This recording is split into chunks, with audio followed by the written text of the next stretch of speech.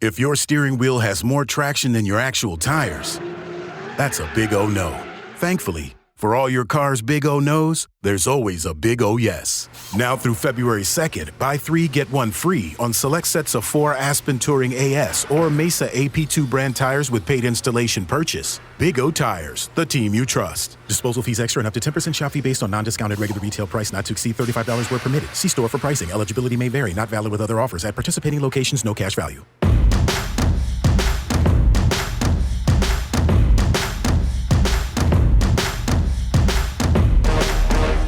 We talk Chiefs in the AFC Championship Game with Herbie Teope, Sam McDowell, Vahe Gregorian, and Sam Mellinger, and with our audience on Facebook Live on Thursday.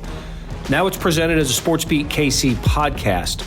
We cover how the Chiefs plan to stop Derrick Henry, how the Chiefs' experience in last year's appearance in the championship game could help out, and in our Rubber Meets the Road segment, we pick the players we believe will come up big for the Chiefs in Sunday's game.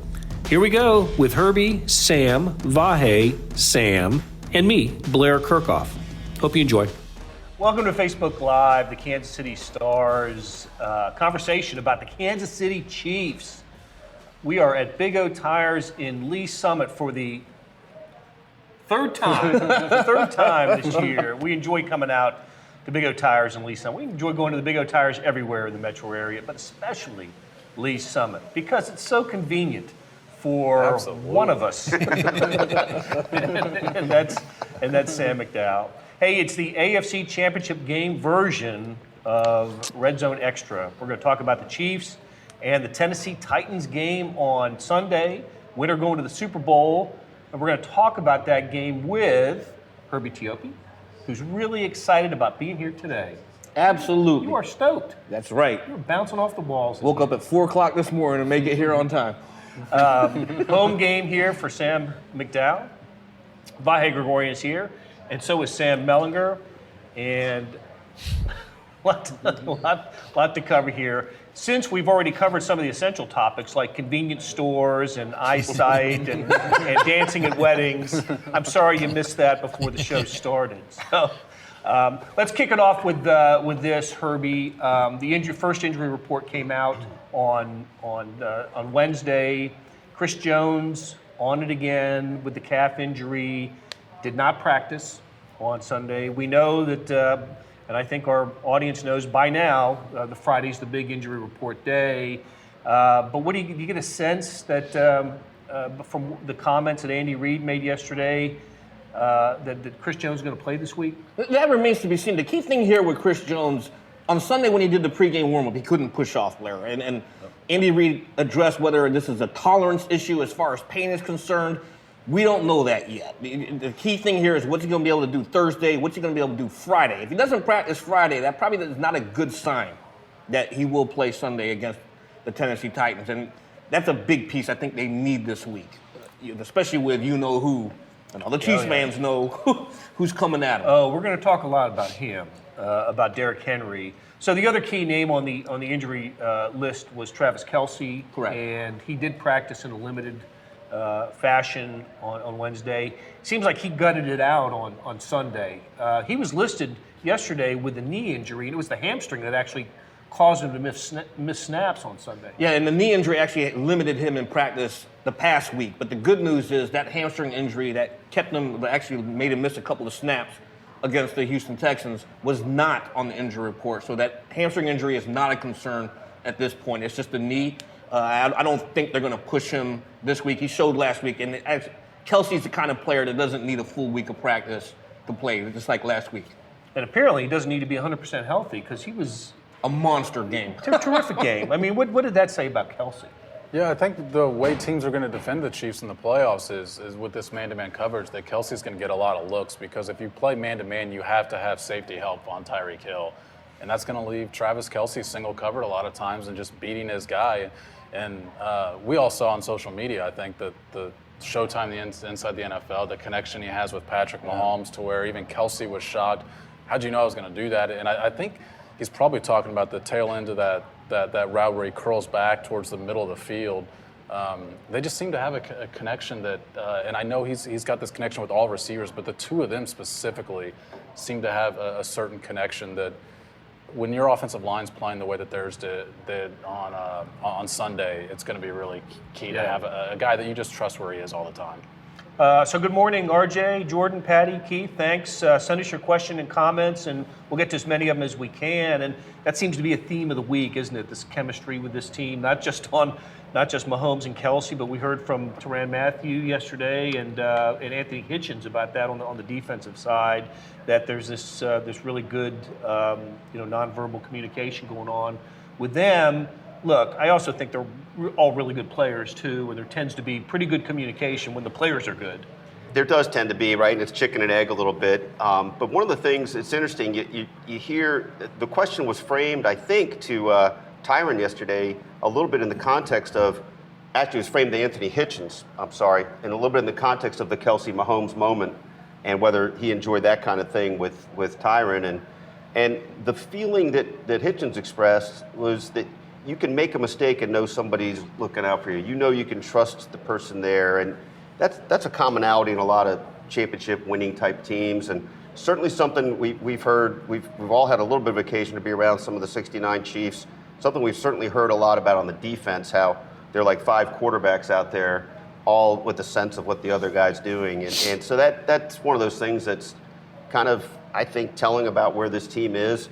One little quick thing to add on that Showtime thing that captured Travis and Patrick. The part I loved was Kelsey saying that Patrick had thrown the ball 3 yards before Travis made his last move that Patrick didn't know he was going to make. Yeah. And I wish we could frame that up exactly with the play. I think Sam McDowell was on the right play, but that just says a lot. It says a lot about the magic unicorn that I think we haven't written enough about this season, but that Sam may have found another way to write about. Maybe we'll get to writing about Patrick Mahomes at some point during the season. Time's running out. I mean, we better get to him soon. I think that play, I think I've seen a video of that play. Wasn't, I want to say Kelsey was on the boundary and turned in, and Mahomes started to throw the ball before Kelsey had decided which way to turn. Yeah, the part of that video that stuck with me is Kelsey saying, there was no reason for you to think this is what I was doing. Yeah. I didn't know it. And so that tells me that it may not even been a sight read. That may have just been Kelsey saying, like, look, they're playing me this way, and I know that I'm supposed to run this way, but this other way is the way that I can get open. We haven't practiced this. This isn't part of the play, but I'm going to do it anyway, and just, whoop, there's the ball, because the quarterback knew I was going to be there. That is just, I don't think it's a coincidence either that the 4 guys that we've kind of talked about with this of the communication, the feel, and everything, Kelsey, Mahomes, Anthony Hitchens, and Tyrann Mathieu. There's others too, but those 4 in particular are all smart. They're all like, football IQ kind of guys. They all watch a lot of tape. I don't think that's a coincidence. And I keep going back to this idea that when there's an understanding that a team not just is capable of winning a Super Bowl, but is in this good of a position to do it, it lifts everybody else. I think guys study a little bit more than they would if it was an 8-8 team. We've seen those 8-8 teams. We've seen 4-12 teams. And this is different. Like, I just think that lifts everybody up to give that extra 1%, 2%, 5%, whatever. Let's talk about the first Chiefs-Titans game.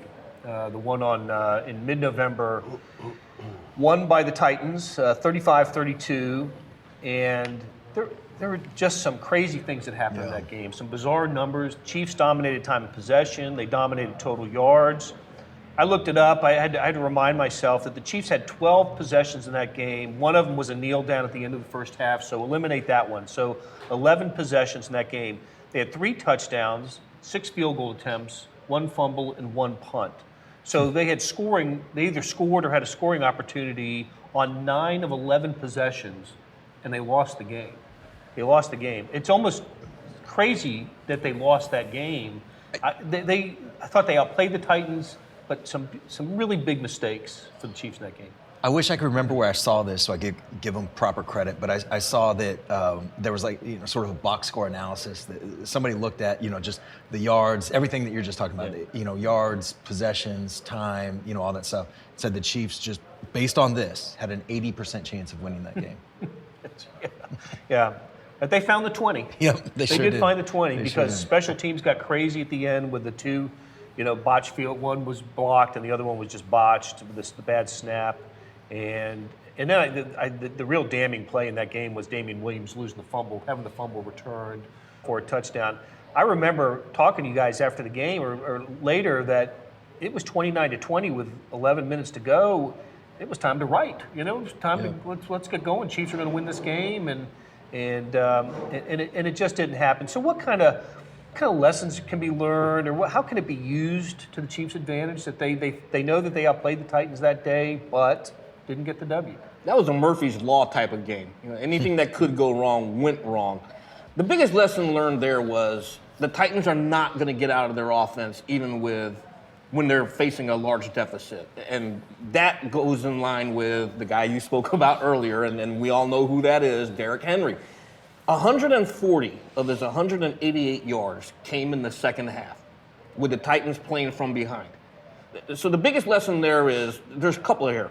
One is you have to be able to, you know he's coming. If you know he's coming, you gotta step up and stop him.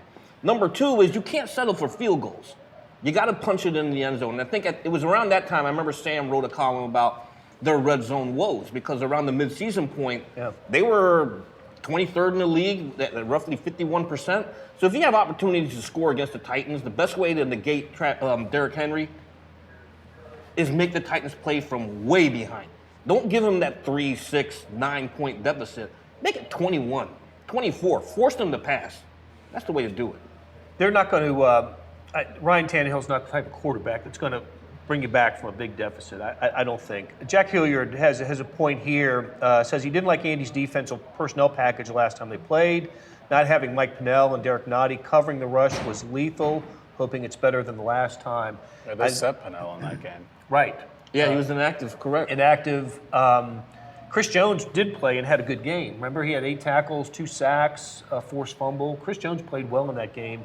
But this really is a game for, I think we said it last week too against the Houston Texans. It's a game for a defensive front. They really have to play tough. And we were asking Hitchens and Tyrann Mathieu about this yesterday. When you tackling, Derrick Henry is a chore. The guy's 6'3", 245 pounds. You got to hit him low. You're going to get punished tackling Derrick Henry, which is why you mentioned his second half yardage. He's that kind of back. He gets stronger as the game goes on because I think defenses grow weary, and that same stat can be applied to the Chiefs' 2017 wild card loss to the Titans. Yeah. I think Henry had 42 at halftime and finished with 156 in that game. He just punished the Chiefs. Chiefs were up 21-3 in that game. Mariota was the quarterback, and Derrick Henry just ran him over in the second half. Didn't they have funny? a 9-minute drive in the second half? Yes, Sorry, yeah. I mean, that was crazy.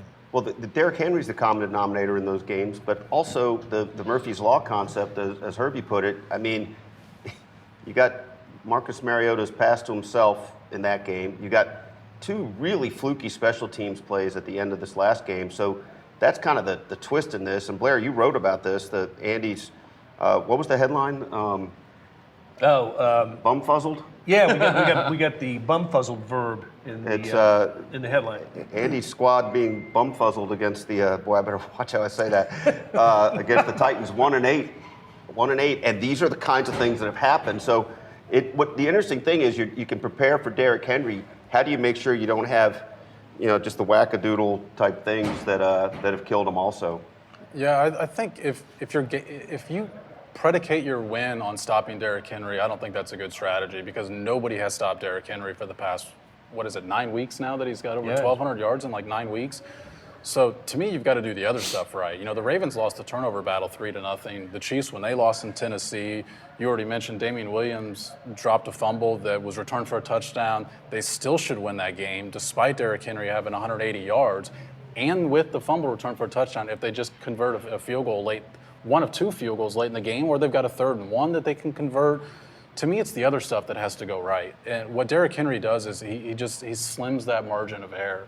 But I think this idea that the Chiefs have to stop Derrick Henry to win the game is wrong, because I don't think they're going to hold Derrick Henry under 100 yards, and I still think they should win this game. To that point as well, about making sure you pay attention to the other things. One of the things that hurt the Ravens last week against the Titans was play action. When you put 8 or 9 people in the box, just like you were saying, if your mindset is load up in here and let's stop, they fell victim to a beautiful play action pass. It was the deep touchdown pass from Tannehill. And Tannehill is only averaging, through 2 games in the postseason, 160 yards passing. That's 80 yards per game. But it's the little things that he's been able to do, because he's got 3 touchdown passes. And a lot of them are coming on play action when the defense is selling out to shut down Henry. You got to pay attention to everything else, too. Yeah, look, there's kind of a myth here that with Derrick Henry, the Titans dominate, time of possession and they score a lot. It's not true. They've been out time of possession in the playoffs. Yes, with the guy who's accounted for almost 400 rushing yards of their 600 total yards in the 2 games. The other thing that I go back to is, and I think I've written this, but with this historic, and I mean, it is historic. Nobody's ever run for 180 plus in 3 straight games. They only scored on 40% of their possessions. And in the playoffs, it's 33%. So with this guy doing this Jim Brown thing, like, they're still not scoring at a really high rate. Now, part of that is their touchdowns. They're not field goals. Yeah, they don't settle for field goals ever. They go in. But, my point is here that you don't have to be terrified of a guy getting 180 yards if that's all they get, because you get the ball after they do, and you can go down and score. I just come back to kind of underlining everything you just said, Sam, about he's going to get his, and that should be okay. Like, just shut everything else out, and the Chiefs should be okay. I'll tell you, the thing that's really impressed me about the Titans in the postseason, everything really. I mean, to win the 2 games that they've won, hats off to the Tennessee Titans. That's just phenomenal to do what they've done to win at New England and to win at Baltimore. It's the defense. It's the defense, and it's short yardage defense. The Patriots had 1st and goal at the 1 and didn't score. Yeah. And I think I read somewhere it's the only time in the postseason, Patriots postseason history that didn't happen. Wow. And 2 4th and 1s against the Ravens that they stoned. Yeah. On one of them, Lamar Jackson didn't look like he knew what he was doing. And he just went from side to side and couldn't find an opening. So the Titans on defense have really impressed me. And look, the Chiefs rolled up their season high total yards amount in Tennessee. It was like 530. Patrick Mahomes' season high passing yards, 446. But they only had 3 touchdowns. That I think.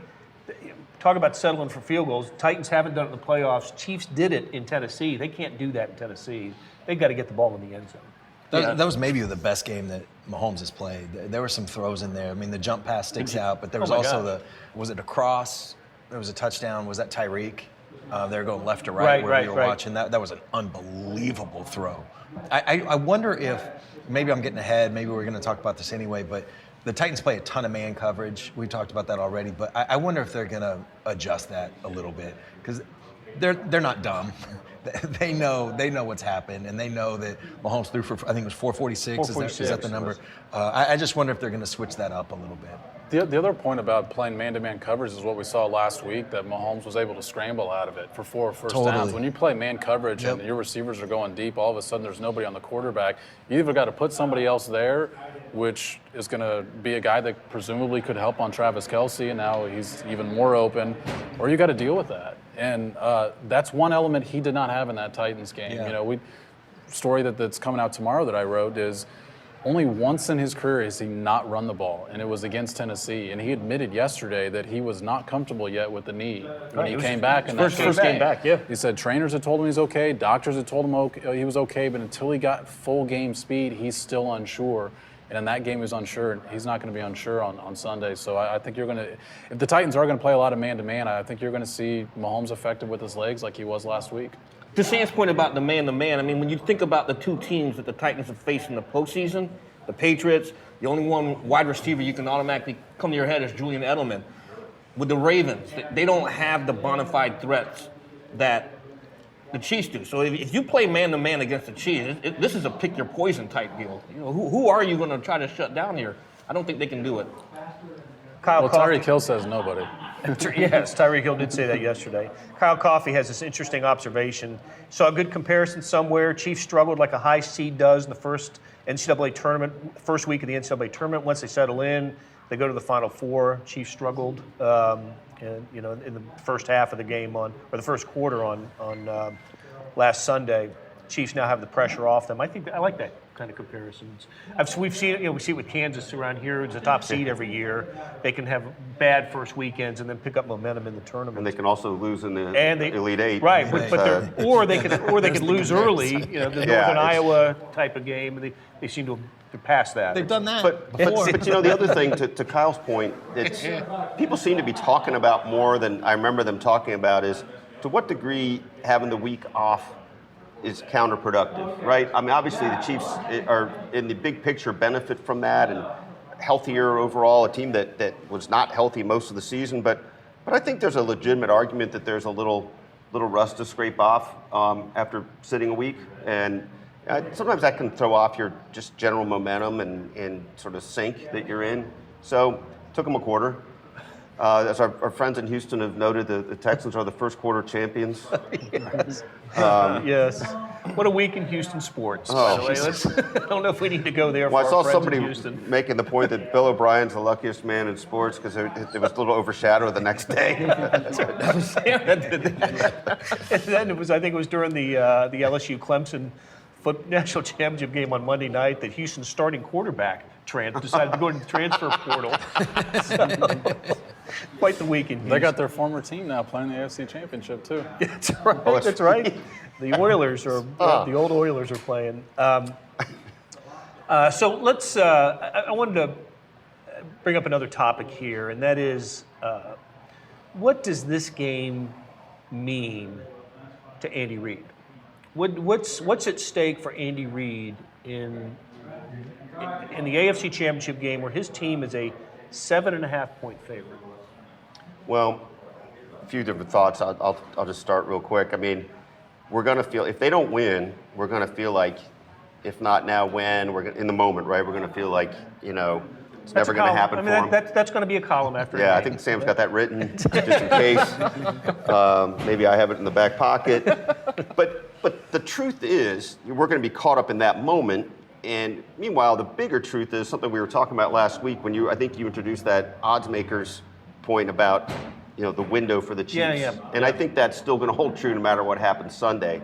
But you do feel like things stacked up for the Chiefs here in a way that you can never count on, right? Just the fact that they're moments away from not being a number 2 seed. Suddenly they're a number 2 seed. Suddenly the Ravens lose.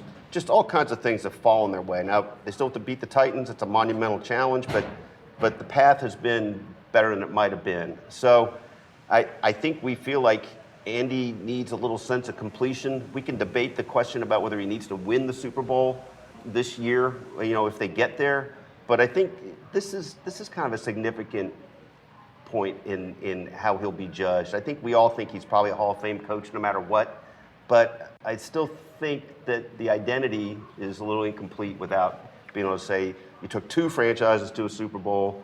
Presumably, hopefully, he wins one at least. I like that. I like that answer. I've got the list on the index card of knowledge here. Here's the list of. Did you reuse another one? just put it in my pocket so it crumpled a little bit. A lot of knowledge. And it really is the index card of knowledge because I had to write over like my daughter's answers on this. But all right, so here's your career victory list among NFL coaches. Don Shula's number 1. George Papa Bear Hallis is 2. Bill Belichick 3. Tom Landry is 4th. Curly Lambeau is 5. Andy Reid is number 6. The 5 ahead of Andy Reid all have multiple NFL championships, whether Super Bowl or NFL championships. And like the couple 3 behind him do. Yep, Chuck Noll's one of those. Yeah. Marty just passed. Schottenheimer's right behind him. Yeah. So in 7, Chuck Noll is 8. Dan Reeves is 9. He is not in the Hall of Fame, nor is Chuck Knox at number 10. So, do you want to be known as the guy with the most wins without an NFL championship on your? No, of course you don't, right? I mean, but that's to me this is year 21 for Andy Reid. Yeah. And off the top of my head, I don't know how many losing records he's had in 21 seasons. I imagine it's no more than 3 or 4. I think it's like 3 or 4. None in exactly. Kansas City, right? Yeah. First one in Philly, and I think he was a winner his second year in Philly. I think so. So And the last 4-12. Yeah. So very few. The percentage of him getting to having winning seasons, getting to the playoffs, and not winning a Super Bowl is really high. I mean, it's not winning it, just getting to a Super Bowl. I don't know. I think he needs to feel some pressure. I really do. I think he needs to say this is the time. But he's had a good year. The Chiefs have had a good year. He's having a good year. I don't know. Will we look at him any differently if he doesn't get it done Sunday? I think the same perception of Andy Reid will still linger if he doesn't get to the Super Bowl, because when you talk around folks in the league, he's always known as the best coach to never win a Super Bowl. And unfortunately, in professional sports, you're not judged on your accomplishments, how many games you won during the regular season. It always boils down to how many Super Bowl rings do you have. That's the biggest argument right now. You want to talk about the Hall of Fame. Eli Manning is going to be eligible for the Hall of Fame here soon, and Phillip Rivers will be eligible for the Hall of Fame here pretty soon. And what's the first thing most people say? Well, how many Super Bowl rings does Rivers have? And that's the unfortunate thing right now, but Andy Reid is one hell of a coach. You talk about his winning percentage, where he ranks in the career wins, but there's always that little thing there. Well, the other thing, how many championships does he have? With that number, Andy, with that win, I was just double checking that. He's now 13-14 in the playoffs. Right. So, I mean, there's a little equilibrium to be had here by winning that game too. I mean, you finally have at least a 500 postseason record and game that would vault you into the Super Bowl. The idea of still having a losing playoff record, that's also a thing. Did you know, I think about this. No coach in NFL history has gone this long without winning a Super Bowl and then won a Super Bowl. As a head coach, not age at that time. Right. Yeah. Seasons as a head coach. I still think it's pretty possible that he retires with multiple Super Bowl championships. I do, sure. You know what I mean? Like, if a lot has to go right? A lot has to go right for him to get one. Yes. But it's still, the story hasn't been written, I guess. The final one on his career. For sure. And the other thing, we can think back to any number of people, and the time frame is a little more compressed, but Tom Landry couldn't win the big one, right? And then he wins a couple big ones. Mike Krzyzewski. Mike Krzyzewski. That's the one. Bill Self. I mean, although the Bill was a little one, farther earlier in his career. John Wooden's the ultimate John one. Wooden's a great one. More about Bruce Weber. So Wooden was like, it all comes back to Kansas State. Wasn't Wooden like 12, 13 years? He'd been coaching longer than that. before He UCLA. started in the late 40s at Indiana State, NAIA. State first. But yeah, like all throughout the 50s, and it took him till 64 to win his first one. So Cody and Drizzy says the Dan Marino of coaches, not a good title. I think whether we think of Patrick Mahomes as Dan Marino will have an impact on whether Andy Reid wins a Super Bowl. Yeah. Marino, of course, we talked about it after the game on Sunday. Went to one Super Bowl in his career in his second year. Retired as the NFL's leading leader in passing yards, touchdown passes, and that was the only Super Bowl in which he ever played. And they weren't even competitive in that game. And Shula was still coaching, right? Shula I had to look it up. Shula not only was coaching, he coached him for the next decade. Shula didn't retire until '96, so he had Marino for a dozen years after the Super Bowl year, and couldn't get back. So anyway, all right, we have reached that time in the show. These guys' favorite segment called "Where the Rubber Meets the Road." This is where we identify a player we think will or has to come up big for the Chiefs to have success on Sunday. And our bonus question is, in honor of Derrick Henry, who's had big games against the Chiefs, every time he is suited up for the Titans against the Chiefs, what Chiefs opposing player have fans feared the most over the years?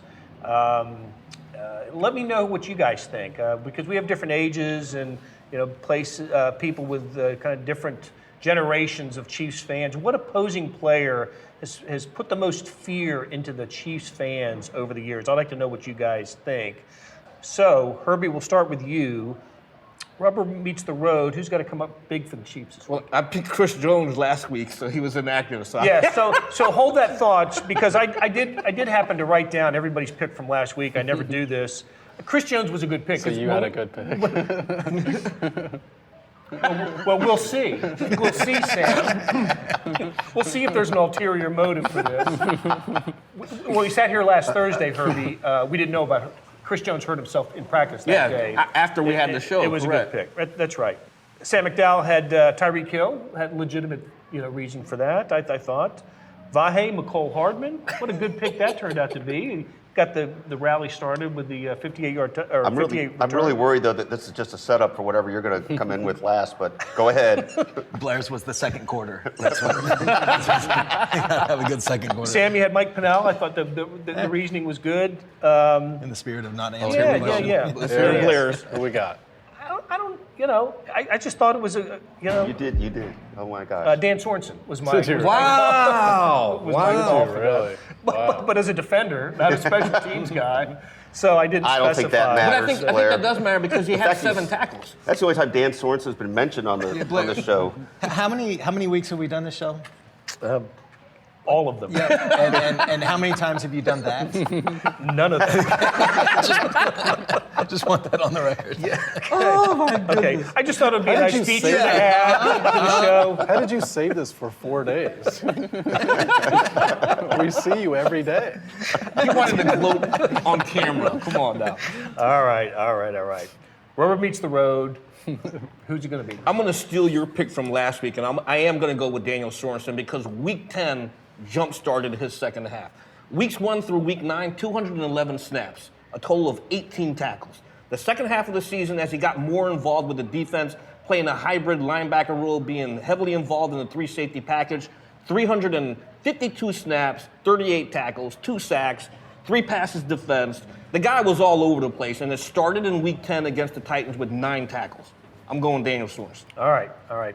Who's the player that has put the most fear into Chiefs fans over the years? I'm going to go with someone that, from my time covering the Chiefs. I don't want to go back into the 70s. Sure. Because I was like 2 or 3, but I'm going to say Peyton Manning. Peyton Manning was 12-2 against the Kansas City Chiefs, 2-0 against the Chiefs in the postseason. And when Manning joined the AFC, everyone was like, he was the player everyone hated. They loved to hate, and then nobody took more joy in watching him getting benched in Week 15, November of 2015 than Chiefs fans. He set the record for most passing yards, but then he got benched after 4 interceptions. Yeah. I think it's Manning. And then won a Super Bowl in that Yeah, season. he went on to win the Super Bowl. When they started him in the playoffs after Osweiler finished this year as a starter. All right, Sam Mack. Well, since Rubber meets these the are road. on the record now, apparently. I think the guy that has to have a big game for obvious reasons is Reggie Ragland. But the reason I'm picking him is because he was teammates in college with Derrick Henry. I feel like he's got a little bit more familiarity with this guy. I think the Chiefs are going to adjust their personnel that they had, like Herbie mentioned in that first game. I mean, there were some guys that Mike Pennell that didn't play. I think they're going to load up for the run a little bit more, and I think Ragland's a guy that has to have a big day. I actually had Peyton Manning too for this. Look, a lot of our For this viewers question, are, the no punt game came to mind. The guy that you just felt completely helpless against more than I think any other player they faced. Rivalries guys that they faced, Antonio Gates was always hard for them to guard, but to me, Peyton Manning is the guy that made them feel absolutely helpless. and he did it for 2 teams. I mean, Right. he did it for the Colts and the first couple years with the Broncos. Okay, Vahe. Well, first of all, I'm going to go back to my roots. I'm going to go back to fundamentals. The Tyrann Mathieu will be the player who makes the rubber meet the road. I think he's going to make Tannehill feel like they've duped him on some play action, and he's going to be there to make a pivotal play. Pick 6? Yes. Are you calling for a pick 6? It's like calling a swish. He's going to intercept, take it all the way back. You know what's not big or to go home. interrupt this pick, but you know what's interesting is Tyrann Mathieu actually talks about play action as the one thing that he's got to be more conscious of because he can get bit. Yeah. He can bite on play action sometimes because of his aggression. Well, you were there yesterday. You heard him talking about studying this stuff till not quite 2 a.m., and I believe he'll be paying attention to that. Actually, I mean, I'm sort of joking around, but honestly, I think that the Chiefs understand that exact crux of this thing is going to be huge in this game. I mean, the whole question of where you can afford to load up and where you better be wary. I mean, that's going to be a huge part of this game. And he's at the center of that. And he is, and that's why the pick six is going to happen. That a baby. Peyton Manning's really the answer, but I'll dust one off out of the old books in a different sort of way. Ben Davidson, love to hate, right? Love to hate Ben Davidson of the Raiders. Sam, he was this guy who started a couple brawls, cheap shot artist. Apparently he's a really nice guy, or was a really nice guy. I don't know if he's still alive, but I met somebody who was his neighbor. And was there something else we're supposed to be answering? No, that's good. Want me to stop? That's someone who was Ben Davidson's neighbor. Yeah, I can't remember where it was. There's some island off Alameda, somewhere out there. Okay, It's interesting. Yep. Interesting. Sam?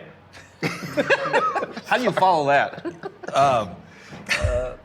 Actually, I had Tyron as my guy because of the play action and all that stuff. So I will get off of that and just say, I'll say Travis Kelce, just as far as if the Titans do play as much man as they have, that's just a matchup that may screw them, you know?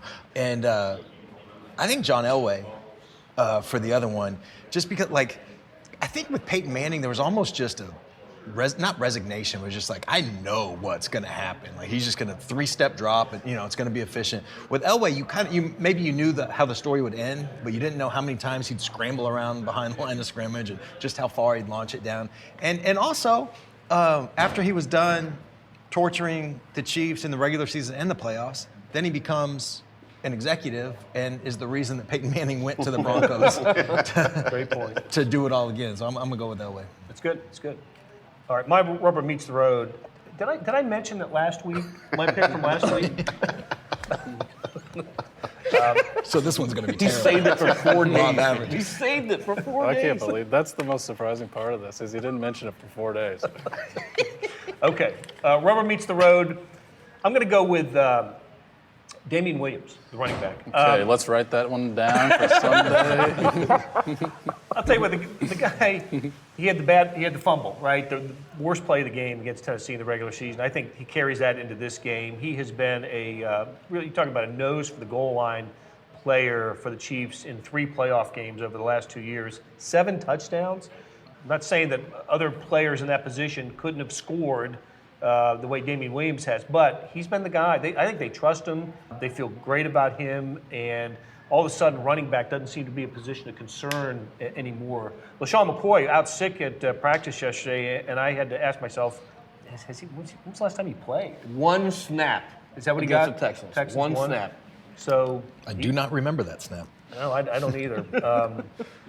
Blair, an interesting thing about your point about him is that in the weeks to come, hopefully for everybody in Kansas City, Sunday going forward, if they beat the Titans this time, we're gonna look back to that last Titans game as, theoretically the moment that was the springboard, right, or the last loss. Yeah. And Damian Williams is as much a part of that. The image Sam wrote that and recaptured the other day in Mellinger Minutes of him just sitting there. It was 20 striking. minutes. It was striking. It was. We all took notice, but then you stayed on it. 14 minutes after the locker room opened, and he didn't move. The only movement was tears coming down the right side of his face. He was stoked. I mean, that was strike. I don't know the last time I've seen something like that. That was by a pro athlete. Striking.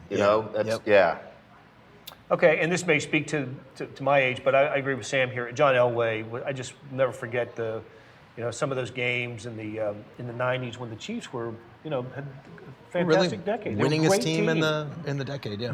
What Elway would do to the Derrick Thomas and Neil Smith teams, just handle them. When Elway was there, Mahomes is what you're saying? Yes. I was going to say that, though. This question is, I wonder, we look back in 5-10 years, how many other teams are going to be saying Patrick Mahomes on this list? He's already 4-0 against the Raiders, 4-0 agast the Broncos, 3-1 against the Chargers. So. I say everyone in the West, because all of our answers were, West. Yeah. West, AFC West, because the career rushing leader against the Chiefs is LaDainian Tomlinson by far. I mean, by far. And I think the career receiving leader is Tim Brown. So it's always guys in the division. And if we had asked this question a few years ago, Phillip Rivers might have been the answer. He got off to a great start against the Chiefs in his career, and then Andy Reid gets to Kansas City and reverses that fortune. So, okay, well, that's going to do it for us today. We really enjoyed this. I don't know if we'll be at a Big O Tires. I imagine we will. We'll be at a Big O Tires again. In Miami. maybe in Miami. But look, if it is our last show, I'm not trying to jinx anything here. We've really enjoyed this. Listen, we wouldn't get a chance to say so long if the Chiefs lost. So I'm going to take the opportunity to thank everybody for tuning in all season long. We've had a blast doing this, and I really Beth Welsh, our everything, producer, director, engineer. She's been wonderful, and these chairs are comfortable today. Did you guys notice that? We're very comfortable. The producer chairs. found it. That's right. That's how much we appreciate Beth. So with that, thanks a lot. We'll be coming to you again after the Chiefs game on Sunday against the Tennessee Titans. Winner going to the Super Bowl. Talk to you then. Hey, it's Blair. Hey, we have a special subscription offer for SportsBeat KC listeners. Unlimited digital access to the Kansas City Star's award-winning sports coverage. Sign up now for 1 year of Sports Pass for access to all the sports news, features, and columns we have to offer. And it's only $30. That's a 40% savings off our regular rate. For your convenience, your subscription will automatically renew after the initial term at $50 unless you tell us to cancel. A lot of subscription services won't tell you that. They'll just sneak it on there. We just told you. Your subscription helps support the sports coverage of kansascity.com and the Kansas City Star. Please visit kansascity.com/SportsBeatKC offer to get this special offer. And as always, thanks for listening. Thanks for tuning in on SportsBeat KC, the Kansas City Star's daily sports podcast. Thanks to Beth Welsh for producing the Facebook Live and to Derek Donovan for producing the podcast. Links to Chief stories can be found in the show notes on kansascity.com and the Red Zone Extra app. We'll be back on Friday for another episode of SportsBeat KC, where we talk sports in Kansas City every day.